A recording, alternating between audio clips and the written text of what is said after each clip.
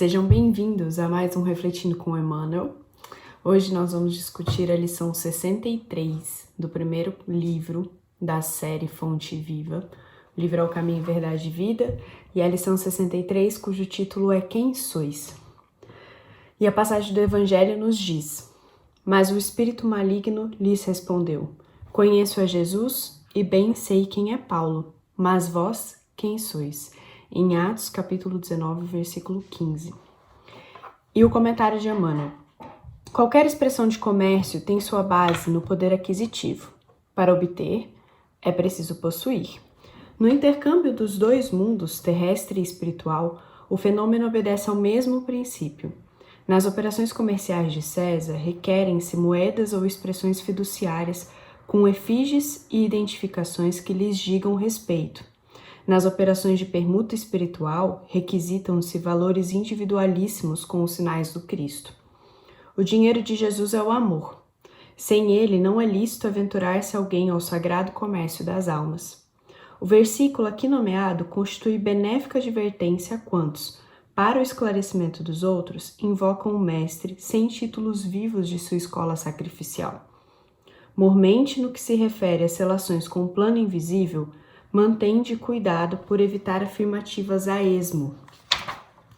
Não vos aventureis ao movimento sem o poder aquisitivo do amor de Jesus. O Mestre é igualmente conhecido de seus infelizes adversários. Os discípulos sinceros do Senhor são observados por eles também. Os inimigos da luz reconhecem-lhes o sublime valor.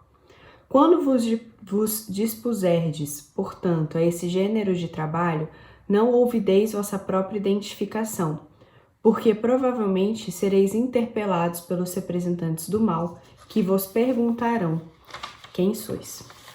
Para mim, essa é uma das lições mais difíceis desse livro, até pelo vocabulário. Algumas palavras aqui não são palavras fáceis, a gente precisa sim consultar o dicionário para compreender de forma completa qual é a lição. Mas para a gente começar a nossa discussão, a gente precisa entender que Emmanuel começa falando de comércio. Para obter, a gente precisa possuir.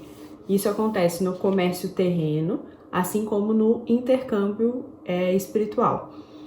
Se César usava moedas, e nós ainda usamos, e cada país tem a sua respectiva moeda, a moeda de Jesus é o amor.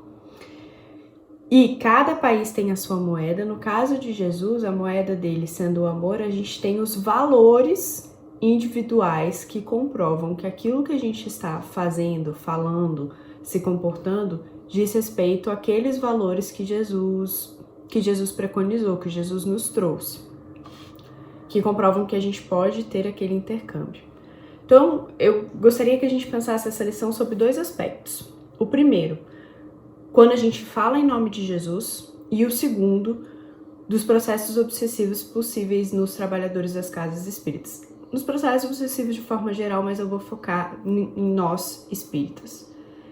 E vou começar por esse segundo, porque muitas vezes a gente acredita que só frequentar uma palestra, um estudo, ou ler um livro espírita já é suficiente para a gente estar tranquilo. Eu não vou ser atacado, eu não vou ser obsidiada, eu tô em conexão com o espiritismo. Gente, não basta. Não basta. A gente precisa trabalhar a reforma íntima, a gente precisa trabalhar o autoconhecimento, o autodesenvolvimento para a gente conseguir lidar com as situações. Vamos para um exemplo de alguém em casa espírita mesmo. Um médium trabalhando numa reunião mediúnica. Quando ele vai atender um espírito, aquele espírito ele consegue acessar qual é a moral daquele trabalhador para lhe dizer aquelas coisas. Porque quando a gente está num atendimento em reunião mediúnica, a gente fala do amor de Cristo, a gente fala do perdão, a gente fala de todas essas virtudes que a gente vai estudando ao longo da doutrina espírita. E o espírito que está ali, por exemplo, sendo o obsessor, ele consegue ver se eu pratico tudo aquilo que eu estou falando. Então esse é um dos pontos. Para eu comprar nesse comércio, em nome de Jesus, aqueles itens que Jesus vende, eu preciso ter essa moeda.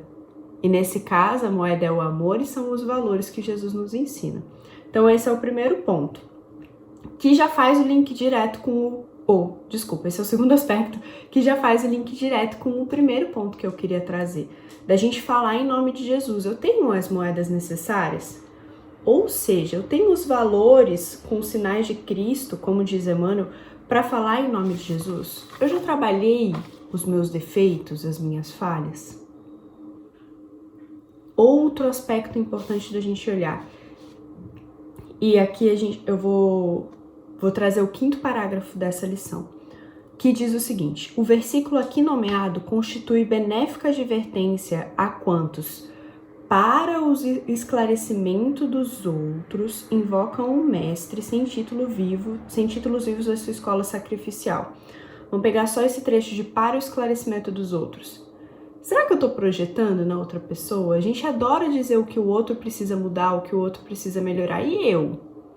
Eu estou me trabalhando nesses pontos? Eu estou olhando para os meus defeitos, para as minhas sombras? Ou eu estou só dizendo o que o outro precisa fazer? O que o outro precisa aprender?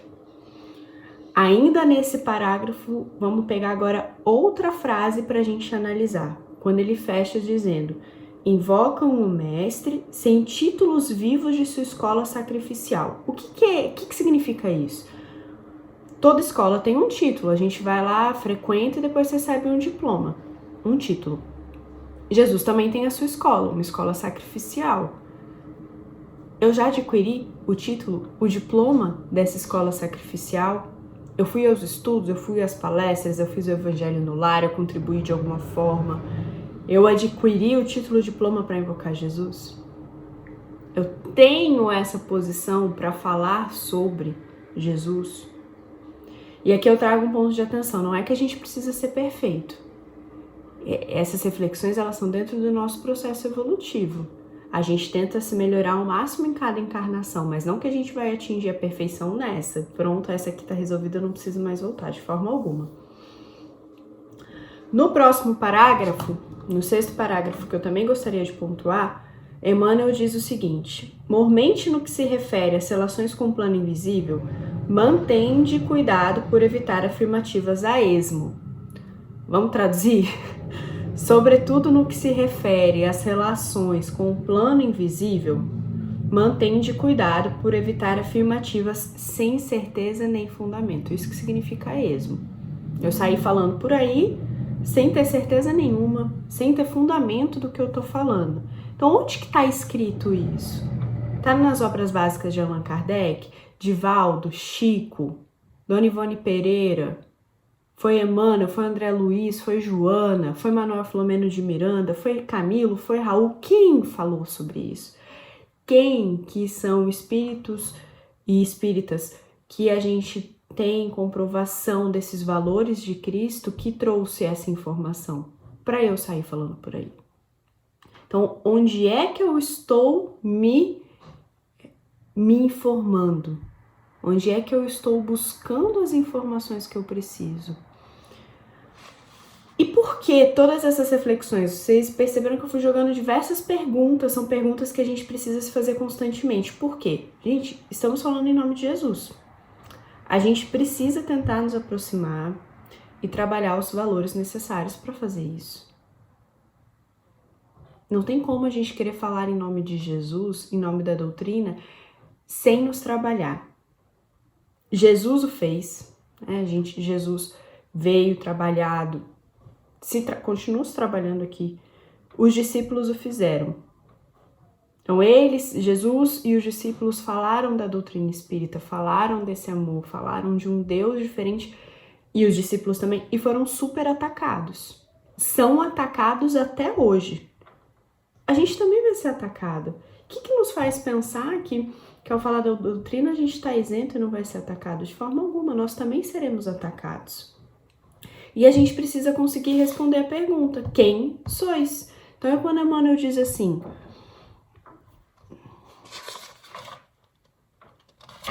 Emmanuel diz: o mestre é igualmente conhecido de seus infelizes adversários. Os discípulos sinceros do Senhor são observados por eles também. Os inimigos da luz reconhecem-lhes o sublime valor. Quando vos dispuserdes, portanto, a esse gênero de trabalho, não ouvideis vossa própria identificação, porque provavelmente sereis interpelados, repreendidos, pelos representantes do mal que vos perguntarão quem sois.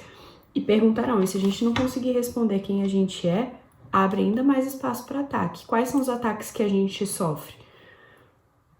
Obsessão, doenças, as faltas no estudo, as faltas na palestra, não fazer o evangelho no lar. São essas atividades, são ataques que vão nos afastando da doutrina espírita e do estudo da doutrina. Então, quem sois? Você consegue responder essa pergunta? Você consegue falar em nome de Jesus, como os discípulos fizeram, sem se preocupar com a pergunta do espírito maligno? Essa lição também é interessante pegar e voltar nos versículos anteriores para compreender todo o contexto em que essa frase foi dita, em que essa pergunta foi feita. Então volta desde Atos no capítulo 19, desde o começo, que é uma reflexão bem interessante para a gente compreender ainda mais essa lição. Espero ter ajudado e contribuído de alguma forma e a gente se vê num próximo momento.